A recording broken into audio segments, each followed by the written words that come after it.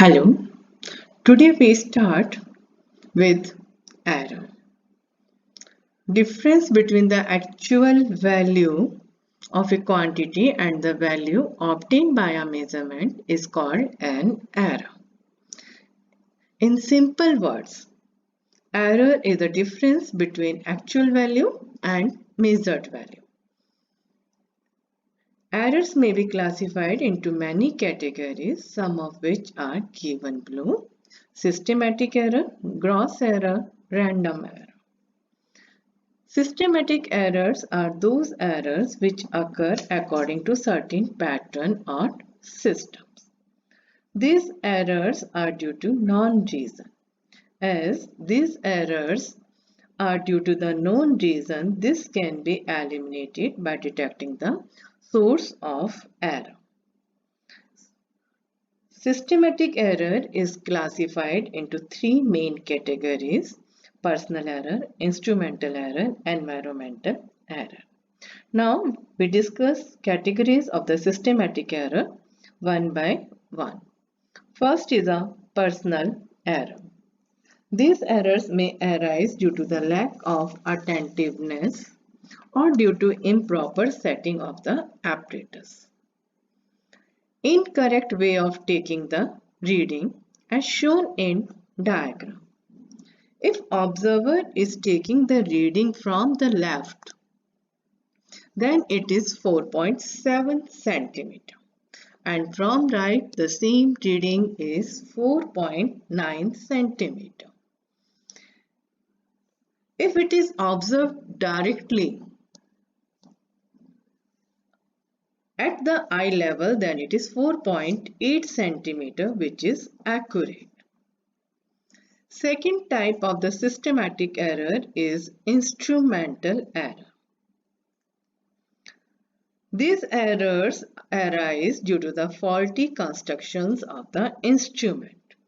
As shown in diagram, in left figure, needle is at right side of the zero.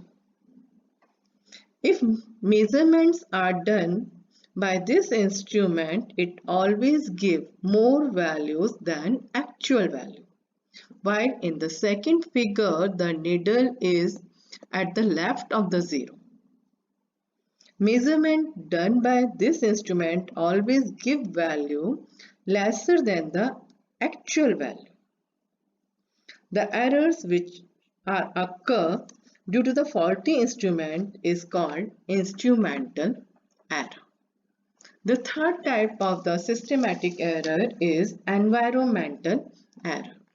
These errors are caused by external conditions like pressure, temperature, magnetic field, wind, etc.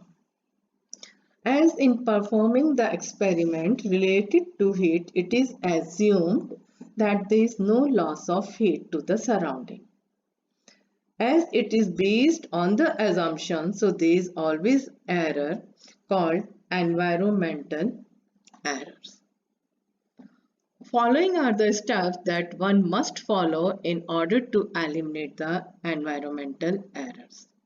Try to maintain the temperature and humidity of the laboratory constant by making some arrangements. Ensure that there should not be any external magnetic or electric field around the instrument. The second type of the error is a gross error. These errors are caused by mistake in using the instruments, recording the data and calculating the results. In simple words, these errors are due to the carelessness of the person. For example, a person may read a pressure gauge indicating 1.01 as 1.10. It is due to the carelessness of the person and it comes under the category of the gross error. Secondly, if he is using an instrument of large least count, then there is also an error. For example, we want to measure the masses 10 gram, 11, 12, 13, 14 and 15 gram. and we are using a weighing scale whose least count is 5 gram, then one cannot differentiate between these masses. Careful reading and the recording of the data can reduce the gross error to a great extent. Third type of the error is a random error. These errors are due to unknown causes and also termed as chance errors. As these errors are due to unknown causes, they cannot be eliminated but can be reduced. It can be reduced only by taking large number of observations. Larger the number of observations, lesser is the random error. Errors analysis: how much error is committed in doing a particular activity, expressed mathematically in three ways: absolute error, relative error, percentage error. To understand this, go stepwise. For this, consider an example in which you measure the oscillation period of a pendulum with a stopwatch 5 times, and the result is shown in table. For trial number 1, the value is 3.9 for second, 3.5 for third, 3.6, 3.7, and for fifth it is 3.5. The average of all the 5 readings gives the most probable value for the time period. If actual value is not given, then mean value is considered as actual value. To find mean value, add all the time periods and divide by the number of observations. So the average value or the mean value can be found out by adding 3.9 plus 3.5 plus 3.6 plus 3.7 plus 3.5 and divide it by the number of observations. So the average is 18.2 upon 5, which is equal to 3.64. As we are following the rule of the significant figure, so the number of digits after the decimal in a result is only 1.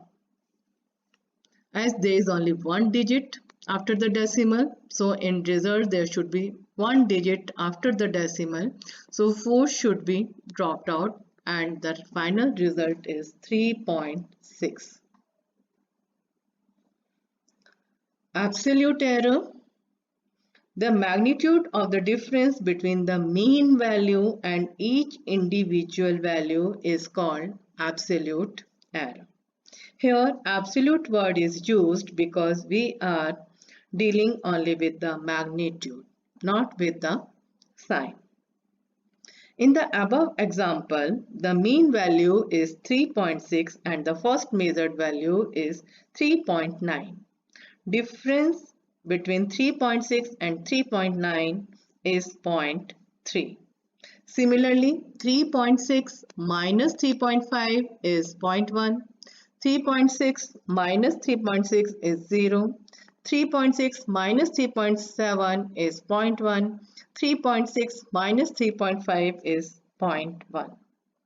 We are considering only the magnitude, not the plus and minus sign. As 3.6 minus 3.7, 3.6 minus 3.5 both equals 0.1. In other words, absolute error is always taken positive. Then the mean absolute error. The arithmetic mean of all the absolute error is called mean absolute error. So we add all the absolute error divided by the number of observation and it is the result. Retain the result only up to 1 decimal, so the final result is 0.1. Thank you and have a